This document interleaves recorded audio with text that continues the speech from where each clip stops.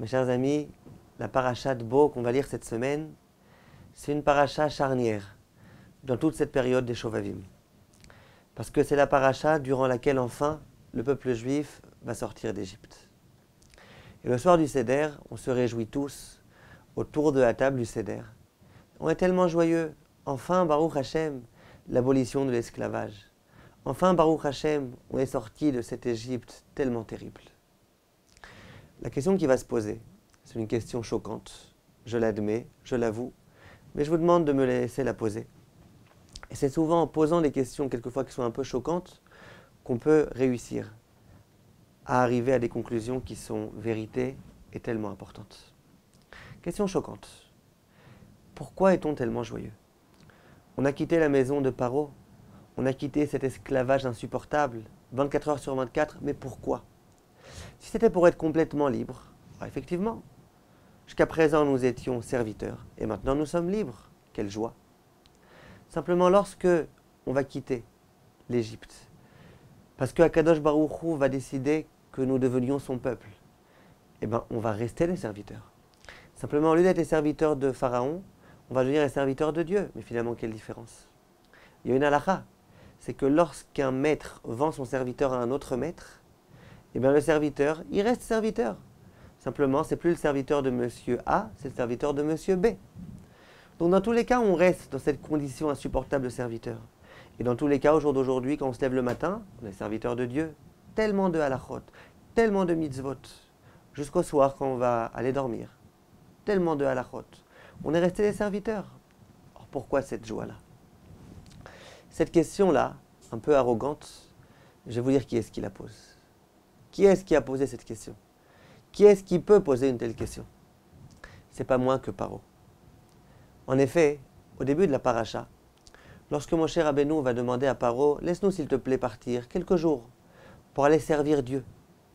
À ce moment-là, Paro va lui dire, d'accord, mais juste, j'aimerais te poser une question. Mi va mi aolchim. Qui est-ce que tu souhaites libérer pendant quelques jours pour aller servir Dieu? C'est qui ces personnes-là qui vont aller servir Dieu? Moshe Rabbeinu, il ose lui répondre. Et il lui dit, Binarenu ou biskenenu nelech. Nos jeunes et nos personnes âgées. Bevanenu ou bivnotenu. Nos garçons, nos enfants garçons et nos filles. Betsonenu ou bivkarenu nelech. Et on va aller même avec notre bétail. Bref, on va tous y aller. À ce moment-là, Paro, qu'est-ce qu'il répond? Écoutez bien, c'est surprenant. Il va dire, Lochen, non, je ne suis pas d'accord. Lechuna agevarim, veivdu et Hashem. Que les hommes uniquement aillent pour aller servir Dieu. Pourquoi? Kiota temevakshim. Parce que c'est justement ça que vous voulez. Et là, on a affaire véritablement à un dialogue de sourds. Paro demande à Moshe Rabbeinu, qui est-ce que tu souhaites envoyer? Moshe Rabbeinu répond, on veut tous y aller. Et la parole lui dit, non, que les hommes, parce que c'est ça que vous voulez. Mais c'est pas vrai, c'est pas ça qu'on veut. Tu m'as demandé ce que je voulais, je t'ai dit. Les garçons, les filles, les vieillards, tout le monde, les hommes, les femmes. Alors pourquoi Paro il répond et il dit que les hommes, parce que c'est ça que vous demandez, mais c'est pas ce qu'on a demandé. C'est un véritable dialogue de sourds. Comment comprendre ce qui se passe ici? J'ai entendu une fois du Rav Shlomo Levinstein un pshat vraiment extraordinaire. Il explique comme ça. Il dit, Paro est venu voir Moshe Rabbeinu. Il lui dit, qui est-ce que tu souhaites envoyer? Tu veux servir Dieu? Qui tu souhaites envoyer? Moshe lui dit, on veut tous y aller. Les grands, les petits, les hommes, les femmes. Sur ça, Paro, il vient voir Moshe Rabbeinu, il dit, mais tu es fou ou quoi? Tu es complètement fou. Toi, tu veux quitter maintenant l'Égypte pour aller servir Dieu. Mais servir Dieu, c'est extrêmement difficile. Du matin au lever jusqu'au soir au coucher, c'est difficile. Tellement de lois, et les jeunes, et les machins, c'est tellement contraignant, tellement difficile. Tu vas prendre tes enfants pour servir Dieu, mais ils vont mourir, ils ne vont pas tenir le coup. Les femmes, elles n'ont pas la force, les femmes. Si vraiment ce que vous voulez, c'est servir Dieu, pas mourir, servir Dieu, alors allez-y que les hommes qui sont vigoureux, les hommes qui ont de la force, que les hommes aillent. Eux, ils pourront peut-être réussir à tenir le coup. Mais les femmes, les enfants, t'es complètement fou, quoi. C'est ce que Paro dit. Paro dit, allez uniquement les hommes, parce que c'est ça que vous demandez. Si ce que vous demandez, c'est de pouvoir servir Dieu, or servir Dieu, c'est insupportable, or il n'y a que les hommes qui auront la force et qui pourront le faire. C'est ce que je vous ai dit. Cette question-là, cette question qui consiste à dire comment on est tellement joyeux d'être serviteur d'Hachem, pourtant c'est insupportable, c'est Paro qui la pose. Quelle réponse on répond à Paro? Quelle est la réponse qu'il convient d'apporter à un être tellement stupide? Eh bien, c'est ce que Moshe Rabbeinu va lui dire. Lorsque Moshe Rabbeinu va lui dire, tu sais, on veut tous y aller, il finit sa phrase en disant, Ki chag Hachem lanu. Parce que pour nous, c'est une fête. Pour nous, servir Dieu, c'est synonyme de fête. Pas comme toi tu penses, Paro. Toi tu penses c'est difficile, c'est contraignant, que les hommes, pas du tout. Pour nous, le service d'Hachem, c'est la fête. Et la fête, les enfants doivent aussi venir et participer. Les femmes, tout le monde est mêlé à la fête. Voilà la grande différence de conception entre Paro et entre le peuple juif. Pour Paro, servir Dieu, c'est une symbolique de difficulté.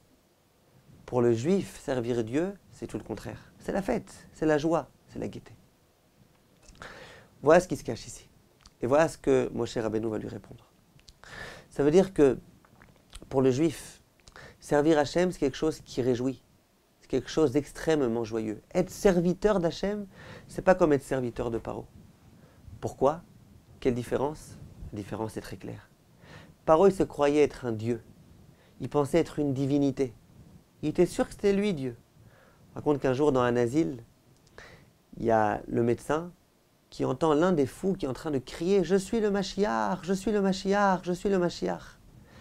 Alors il se dit, il est complètement fou celui-là. Le psychiatre, il rentre rapidement. Il voit deux qui se trouvent dans cette salle-là. Il s'adresse au premier, il dit « Quoi? Qu'est-ce que tu as dit ?» Il dit « J'ai dit que je suis le Mashiach ». Il lui dit « Mais qui t'a dit? Qui t'a dit que tu es le Mashiach ?» Alors le fou, il répond au psychiatre, il lui dit « C'est Dieu. Dieu, il s'adressait à moi. Il m'a dit que je suis le Mashiach. » Et il y a l'autre fou qui est à côté qui s'éclate de rire. Le psychiatre, il se dit, c'est bien, s'il s'éclate de rire, c'est qu'il a commencé à devenir lucide.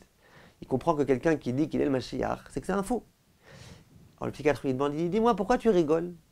Et l'autre, mort de rire, il dit, parce que lui, il dit que c'est le Mashiach et que c'est Dieu qui lui a dit. Mais moi, je lui ai rien dit, c'est pas moi qui lui ai dit que c'est le Mashiach.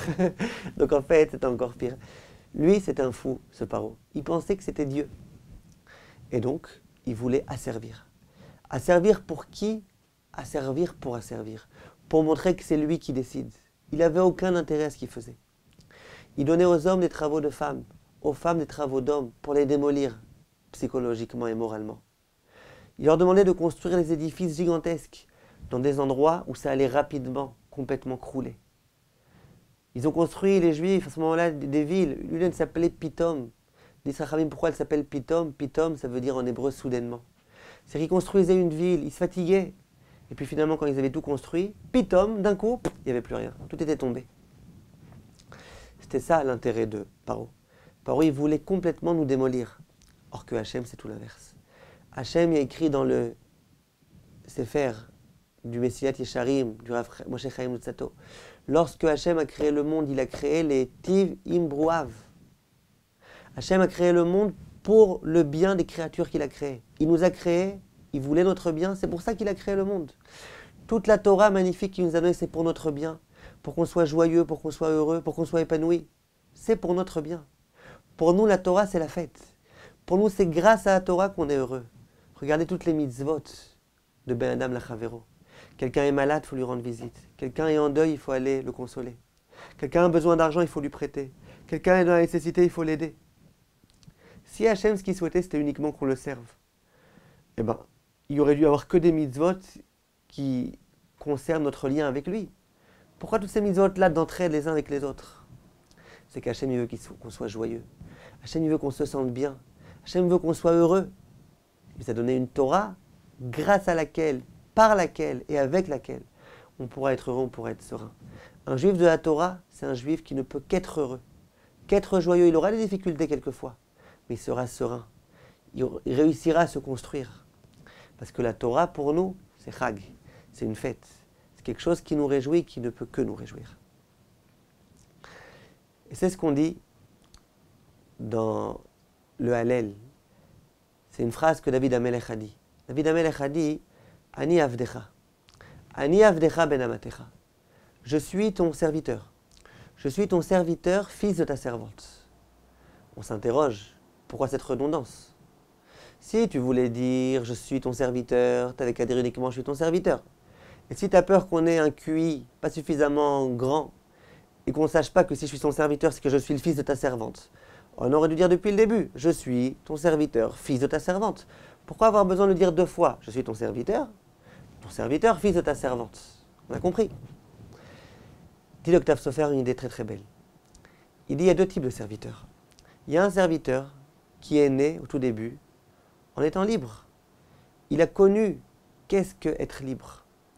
Et ce serviteur-là, un jour, il n'avait pas d'argent, il était surpris à voler, il a été vendu en tant que serviteur. Il commence à comprendre la différence entre la liberté et la servitude.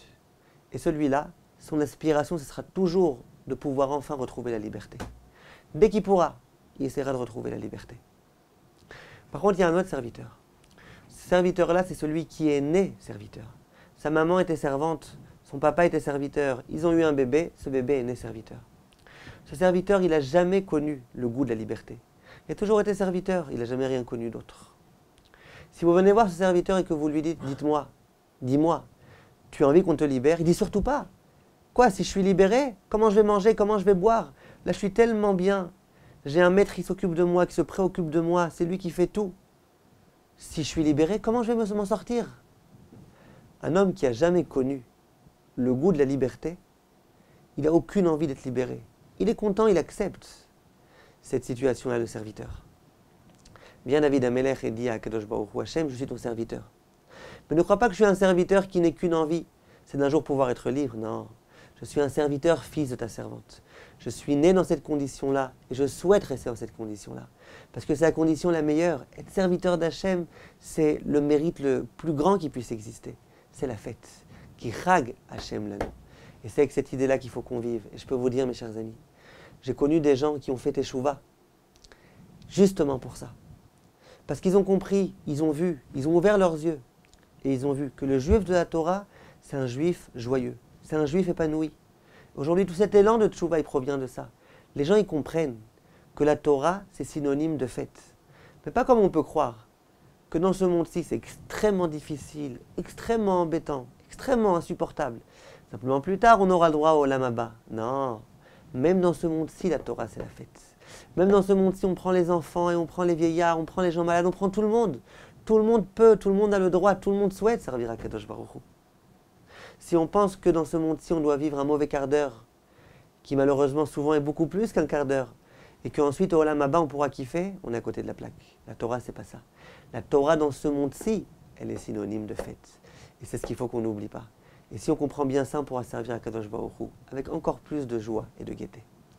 Kol tov, mes chers amis, et à bientôt.